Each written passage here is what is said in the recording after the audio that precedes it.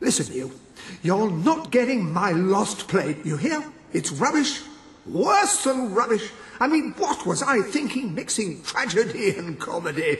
I must have been off my rocker. It would seem, my dear madam, you have been apprehended by the ghost of Philip Morley. That makes us both his captives. I am Ransom Locke. If the name seems familiar, it is because I was once a detective of some renown. And yet, here I am, ready to live out the rest of my days, trapped in a book. As far as I can deduce, we are currently in a scene from one of Morley's greatest romantic plays, the near tragedy of Oliver and Ethel. I believe if we are to escape, we must act out the scene. But performing is not one of my talents. If I am correct, putting on this costume should set things in motion.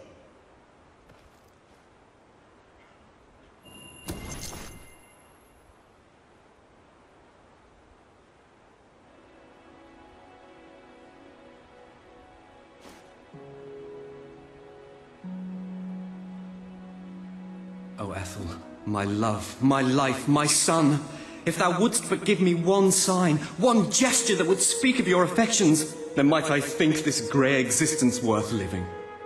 Ah, yes, a classic moment in the play. You are Ethel, the beautiful young daughter of a dung merchant. Show Oliver that you love him, and we may be able to leave this scene.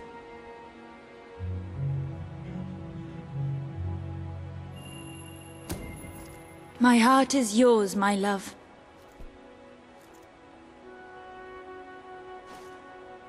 Let the heavens and the seas, the toads and the eels sing the song in my heart, for she doth love me, and all is well. We shall meet again in the morrow, my little ferret, and elope into the sunset to live out our days in wondrous joy. A magnificent rendition. Truly, I applaud you. I see you are gifted with remarkable literary cunning, but can you really comprehend the depths of my work? That we shall see. Ah, yes. This is undoubtedly a scene from one of Morley's earlier, funnier plays, Bloodbath at the Royal Court. And this must be your costume.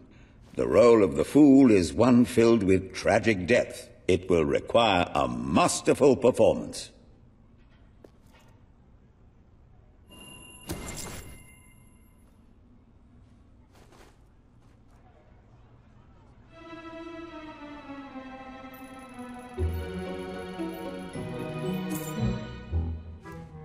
What fresh insolence is this? Out of my throne, you impertinent buffoon! Stand before your king, and do your jester's duty. 'Tis a troublesome time for this court, and my crown grows heavy. So make me laugh, or I shall have your head.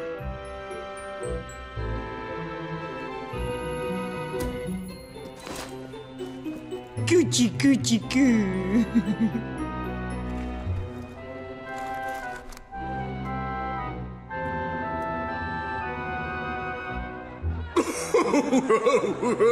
Oh, stop, it's too funny.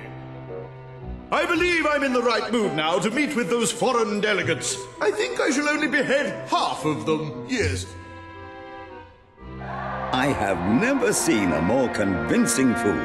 There is hope for us yet. You handle my royal dramas as well as you handle my romances. But will your versatility extend to the more subtle domains of theatre, I wonder? Oh dear. Unless I'm mistaken, this is a scene from Morley's notoriously violent historical epic, Titus the Mutilator, Part 2. Which would mean this is the gladiatorial arena from Act 5, where Titus is finally slaughtered by savage warriors seeking revenge. A favorite scene of mine as a child, I must admit. And here is Titus's famous costume. I had some pajamas that looked just like it. Put it on and you will take on the greatest role of your life.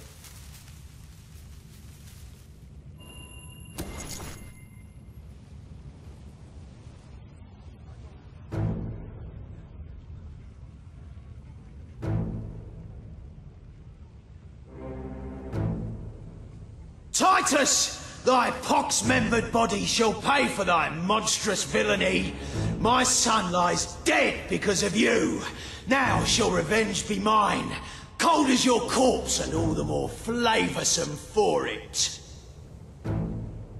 Do try to make your demise convincing. Oh, we're going to enjoy this.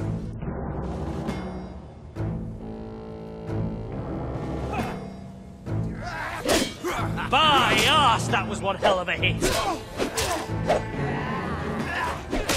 Sticker like a pig, lads.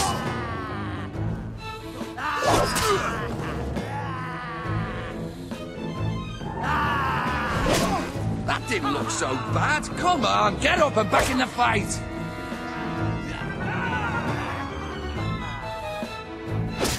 Don't worry.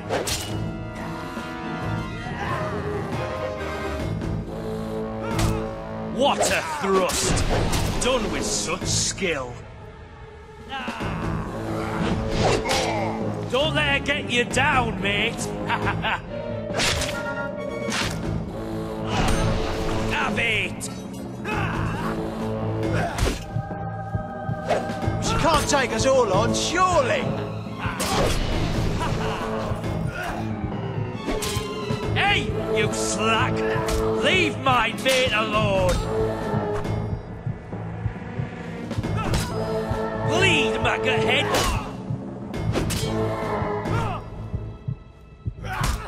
Get in there! Another...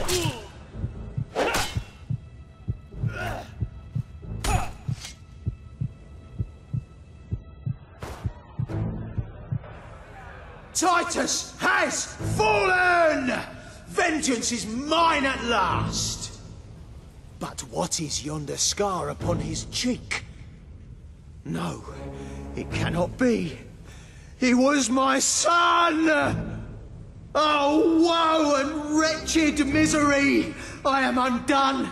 My heart breaks with grief. It has beat its last. Adieu, unkind world. Adieu.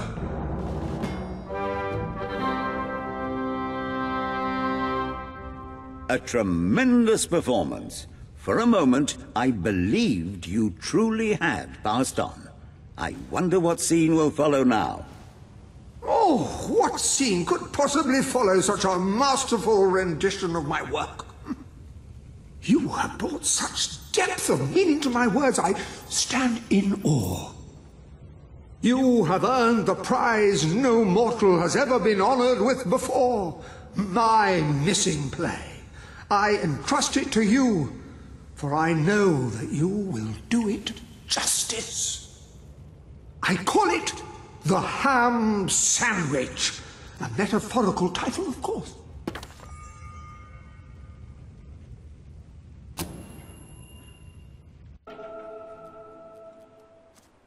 Ah, you have retrieved our aged investigator. Happy day! Have you, perchance, found... This is no time for perchances, Lambert. The play! Do you have it? We're saved, Lambert! Oh, the joy in my bosom knows no bounds! Thank you a million times! Thank you! His head bosom! It's already working! Comedy and tragedy will at last join hands! Hark! Bear witness to the tragic futility that is man. Oh, how it doth sear my senses to see paradise and yet to be barred. That reminds me of a great joke. A guard, a monk and a chicken walk into a bar. Unfortunately, the bartender had had a mild heart attack that morning, so none of them get served. And yet what purpose doth heartache serve when the infinite dark blanket that is death falls softly upon our still beating corpse? That reminds me of another one. A corpse walks into a bar and says, "Can I have a lemonade?" "Certainly," replies the bartender. "I've never seen a stiff drink." And so endeth our happy sad play, which reminds us we are made of nothing but clay. There's time only for our fool to say, "Great big giant bosoms!" What the hell was that? Biggest load of old tosh I ever saw. It didn't even make sense. Worst play ever.